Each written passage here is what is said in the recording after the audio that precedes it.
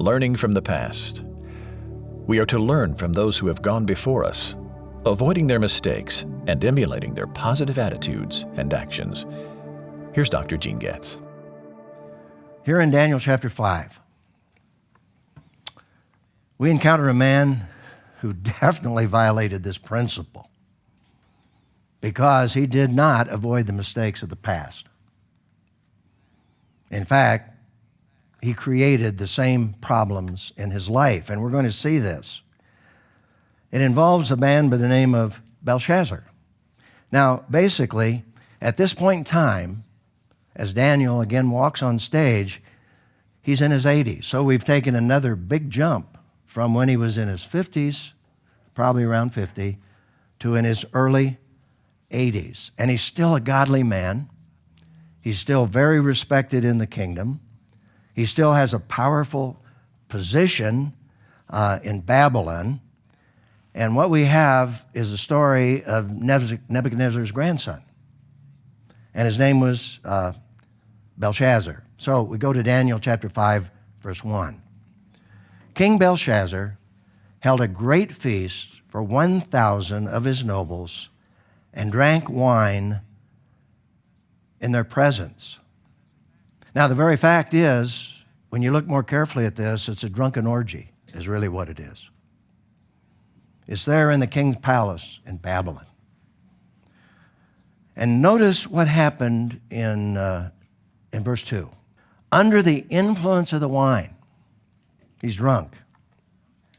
Belshazzar gave orders to bring in the gold and silver vessels that his predecessor, Nebuchadnezzar, had taken from the temple in Jerusalem, so that the king and his nobles, wives, and concubines could drink from them. Now, this takes us all the way back to chapter 1 of the book of Daniel, where Daniel, at age 15, along with his other friends, were taken into captivity, and it says also that the king of Judah at that time, working this deal with Nebuchadnezzar, gave him access to all of these incredible vessels that were taken right out of the temple of God. The gold and silver vessels. And it appears that Nebuchadnezzar never violated the sense that he would go take those vessels and utilize them in a drunken orgy. But Belshazzar did. And that was one of the things, I think, that brought down the judgment of God on this man. Now, here's the setting. Cyrus has already basically, who of course was Persian, Medo-Persia, had taken over most of Babylon. The city had yet to fall. And Belshazzar, in his arrogance, believes he's going to be safe from the armies of Medo-Persia. One of the reasons he felt safe is that Babylon had double walls. The city of Babylon. They were 30 feet high. That's quite a bulwark. There were 100 towers on those walls with guards strategically in those towers. But even in the midst of the threat of falling to the Medo-Persians, he had this great feast. I don't know what he's trying to prove. Probably his insecurity. Brings all these people in, and of course, along with their wives and their concubines. And it was in the midst of this revelry, this immorality, the use of these utensils from the Lord's temple in Jerusalem, that he experienced a handwriting on the wall. And here's what we read in Daniel chapter 5 and 6. At that moment, the fingers of a man's hand appeared and began writing on the plaster of the king's palace wall next to the lampstand. As the king watched the hand that was writing, his face turned pale. I can believe that. All of a sudden, his drunkenness probably is subsiding. I mean, with shock and adrenaline that's beginning to flow to his brain and throughout his whole body. And we read that his thoughts so terrified him that his hip joint shook and his knees knocked together. That's fear. And when the Bible says his hip joints shook and his knees knocked together, that's literal.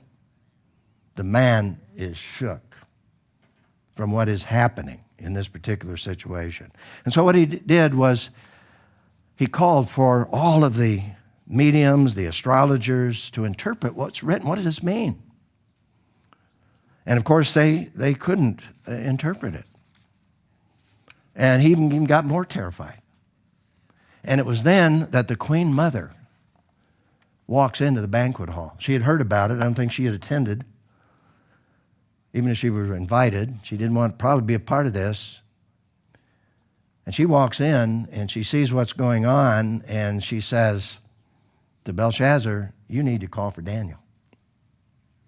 See, she remembered Daniel. Even though some of the events took place 30 years ago in terms of his interpretation of dreams. Now remember, Daniel is in his early 80s here. And so Daniel comes in and he interprets what God has written on the wall. But before he interpreted it, he reviewed for Belshazzar what happened to Nebuchadnezzar when he had that dream some 30 years before about that great tree that fell. And we know the story. For 7 years, he lived like an animal because of his pride and his arrogance, and God restored him. In fact, Daniel even said, maybe if you change, God might hold back his judgment.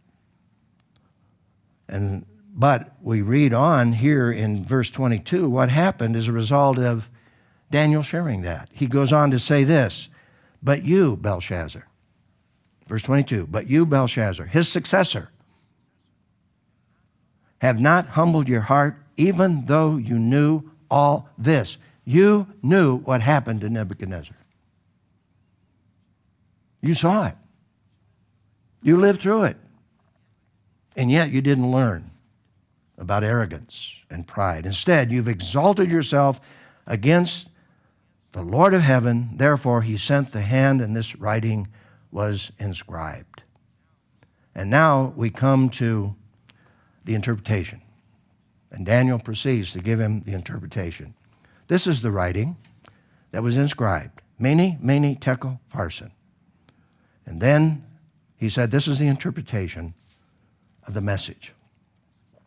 Word by word, Daniel reveals the message which came from God himself. Mene means that God has numbered the days of your kingdom and brought it to an end. And Belshazzar, that's going to happen tonight. It's over. Tekel means that you have been weighed in the balance and found deficient. You are indeed an arrogant, evil man. And I think Daniel may have just gestured at that point and said, look at what you're doing to the silver and with the silver and gold goblets that came from the temple in Jerusalem. Look at this horrible orgy. You created this. You staged this.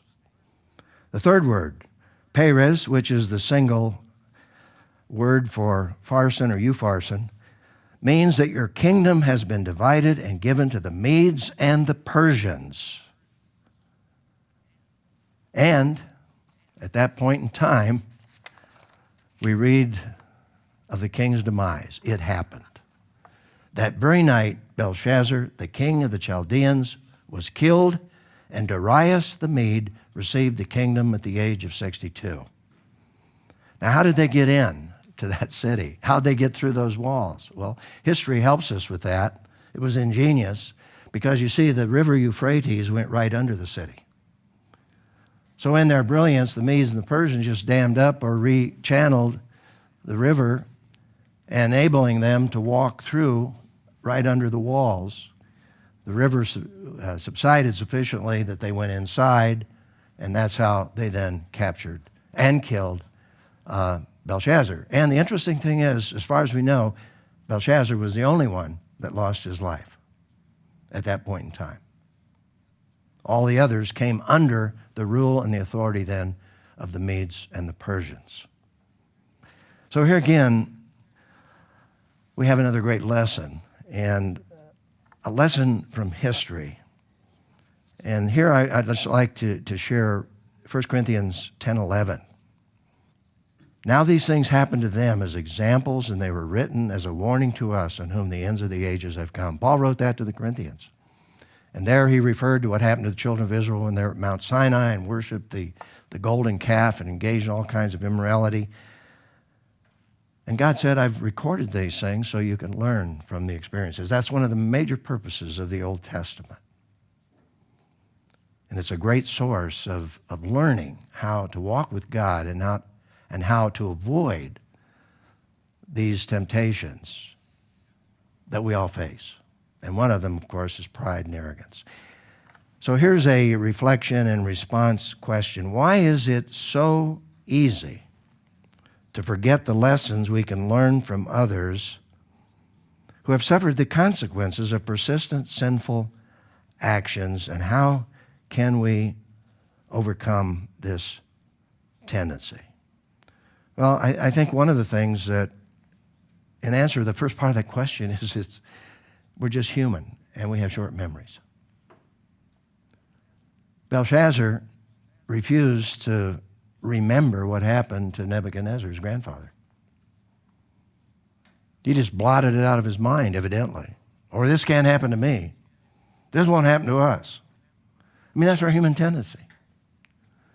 And so we have to be on guard against our human tendency. Even as believers, we have that human tendency not to learn lessons from those who've suffered the result of sinful actions and suffered the consequences.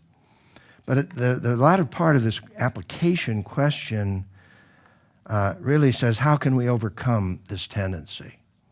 And I love, in 1 Corinthians 10:13, there's a way of escape. God has said that no temptation has overtaken you, me, us, except what is common to humanity. It's common. We shouldn't be surprised that we face all these temptations because of sin.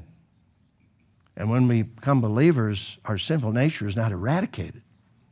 We receive a new nature with the Spirit of God within us in order to conform our lives to the image of Jesus Christ, but it doesn't mean we're not going to be tempted. But here's the wonderful thing. God is faithful, and He will not allow you to be tempted beyond what you're able, but with the temptation, He will also provide a way of escape so that you are able to bear it. The major problem is, and I know in my own life, you know there's a way of escape, but it's so difficult sometimes to take the way of escape because we're tempted to keep walking the way we want to walk rather than the way of escape. But God has provided a way of escape. And that leads me to another concept that I think is so important, and that is that we need to review what God has done for us. And I know that's so true in my own life, that to focus on God's mercy and on His grace.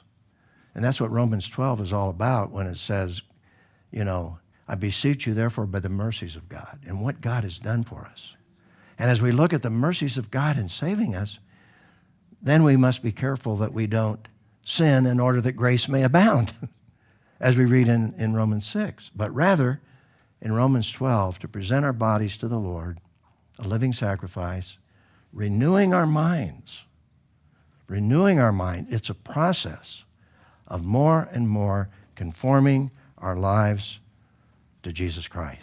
So here's the principle that grows out of this story. We're to learn from those who've gone before us, avoiding their mistakes and emulating their positive attitudes and actions.